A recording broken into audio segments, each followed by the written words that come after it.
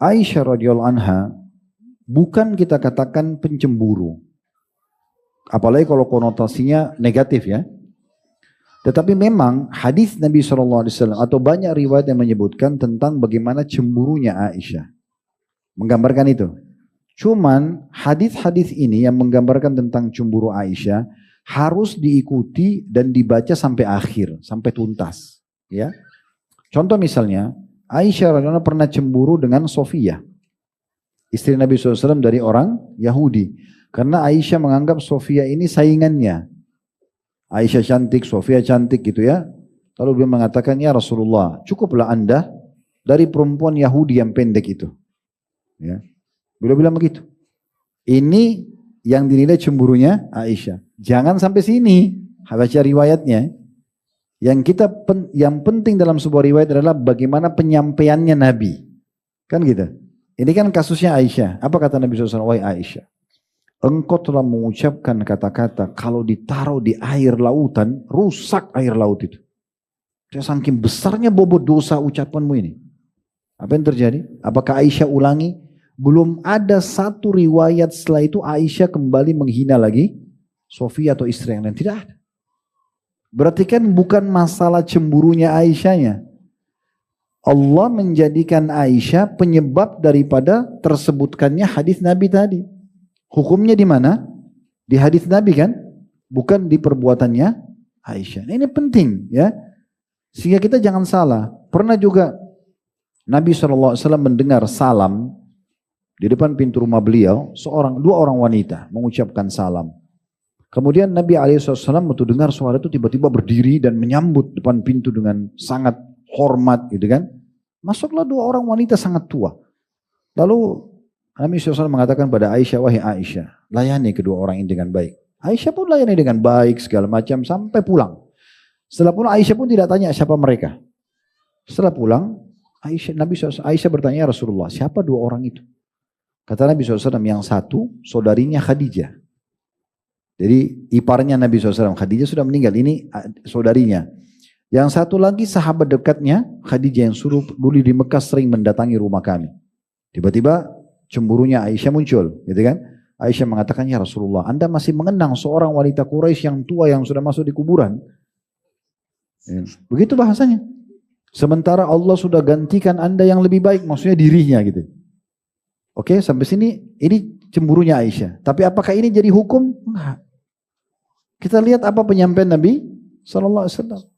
Nabi SAW mengatakan tidak pernah atau tidak akan pernah ada yang menggantikan Khadijah. Dia beriman padaku di saat orang kufur. Dia berjuang untuk agama ini ya dengan hartanya. Khadijah mengeluarkan hartanya untuk membantu dakwah Nabi SAW.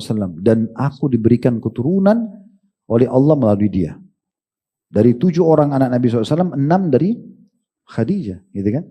Maka setelah itu apa yang terjadi? Aisyah masih marah, cemburu? Karena dia tahu dirinya salah. Dan setelah itu tidak pernah lagi Aisyah membahas Khadijah. Gitu kan? Berarti kan yang harus kita lihat penyampaian Nabi SAW, gitu. Kalau saya biasa sebutkan dalam manajemen rumah tangga Islam ya teman-teman, salah satu dari 30 kiat mempertahankan rumah tangga yang saya sebutkan adalah kontrol cemburumu. Cemburu harus pada tempatnya. Gak boleh orang cemburu buta. Kapan dia pada tempatnya? Kalau terjadi pelanggaran agama. Pasangan antum selingkuh. Nah itu. Ya. Buat yang haram, nonton yang haram, dengar yang haram, pelanggaran agama. Antum cemburu karena agama Allah. Bukan cemburu buta. Cemburu sama mertua, cemburu sama ipar. Ini bukan pada tempatnya. Antum gimana caranya ngapus status mertua antum coba?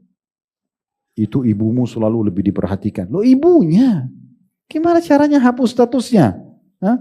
Kan tak mungkin. Terlebih lagi antum sebagai anak mantu menjadi anaknya ibu mertua antum itu. Karena tidak ada dalam Islam namanya mantan mertua, tidak ada namanya mantan anak mantu. Kalau antum cerai sama istri antum atau cerai sama suami, maka tetap aja ibunya dia dan ayahnya itu adalah mahram kita.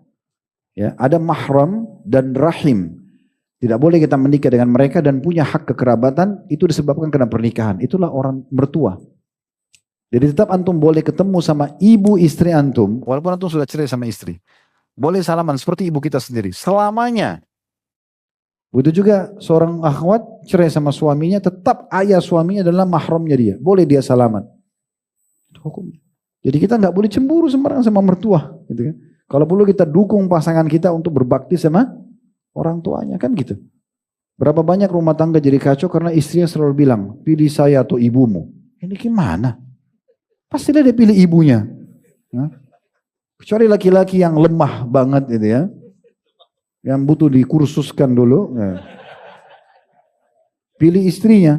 Nggak mau silaturahim sama ibunya. Nggak mau angkat teleponnya karena takut sama istrinya. Ini luar biasa. Butuh masuk kursus sama saya dulu ya. Nah, tidak bisa. Harusnya dia bagaimana? Ya menunjukkan pada istrinya kalau ini ibu saya. Dan istri juga mengatakan, kalau perlu ingatkan, ayo kita ziarah ke ibu yuk. Sudah lama nggak pergi. Misalnya, maksudnya dia mertuanya si perempuan ini. Dan insya Allah kalau seorang istri menjadi penyebab suaminya bakti sama ibunya, Allah juga akan kasih anak dia yang bakti sama dia. Tapi kalau dia jadi penyebab suaminya durhaka sama ibunya, nanti dikasih anak juga durhaka sama dia. Itu sunnatullah, sistem yang sudah Allah lakukan. Mata dinu tudan, sebagaimana kau bersikap kau akan disikapi kan gitu. Hari ini kita jenguk orang sakit, kita besok sakit dijenguk. Hari ini kita bantu orang, besok kita dibantu. Hari ini kita gibah orang, besok kita digibah. Mau lari kemana? Gak bisa, itu sistem yang Allah sudah buat. Kan gitu.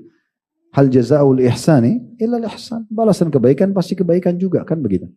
Jadi poin-poin seperti ini harus benar-benar difahami teman-teman sekalian. Jangan cemburu sama ipar. Ipar itu saudara-saudari, nggak bisa dihapus. Walaupun mereka tidak punya hak mahram. Kalau kita menikah dengan seorang wanita, tidak boleh menggabungkan adik kakak dalam satu pernikahan. Laki-laki kan boleh poligami. Tapi Allah mengatakan wa antajma'u bainal ukhtaini illa ma qad salaf. Dan tidak boleh menggabungkan adik kakak dalam satu pernikahan, ya kan? Boleh nikah dengan wanita lain tapi adik kakak enggak boleh. Tetapi kalau antum cerai sama istri, la qadarullah, semoga Allah tidak takdirkan. Misal ada seseorang cerai sama istrinya. Lalu dia nikah sama adik iparnya ya, atau kakak iparnya, misal atau istrinya meninggal lah, contoh. Lalu dia nikah sama kakak istrinya atau adik istrinya, boleh. Karena sudah putus pernikahan yang pertama, boleh dia nikah gitu kan. Berarti mereka punya hak rahim tapi tidak punya hak mahram. Dan tidak bisa kita hapus statusnya. Dan bagi laki-laki yang istrinya meninggal, daripada dia cari wanita lain, dia nikah sama iparnya. Ini tantenya ibu, tante dari anak-anaknya ya. Pasti akan lebih dekat, karena kalau meninggal ibu, yang wajib dibakti siapa? Khala, saudarinya ibu ya. Makanya kata Nabi SAW, al-khalatu bimanzilatil Khala itu saudarinya ibu, penggantinya ibu. Jadi kalau ibu antum meninggal, antum cari saudari-saudarinya ibu antum, kakaknya atau adiknya, antum bakti seperti ibu antum. Kalau ayah meninggal, saudaranya ayah, paman dari ayah, gitu kan? Nah seperti itulah. Jadi cemburu harus pada tempatnya. Kalau antum cemburu buta bahaya nih, semua dicemburuin, ya. Mungkin pasangan antum berdiri di mall, kenapa tuh tiang? Kenapa kok berdiri di sana? Pasti kok punya kenangan. Kenangan apa? Tembok orang nunggu. Ya, kadang-kadang orang bilang, enggak saya tunggu kamu. Ah enggak mungkin, pasti begini. Ini syaitan sudah nih yang kuasai. Semua dicemburuin, gitu kan. Apa ini?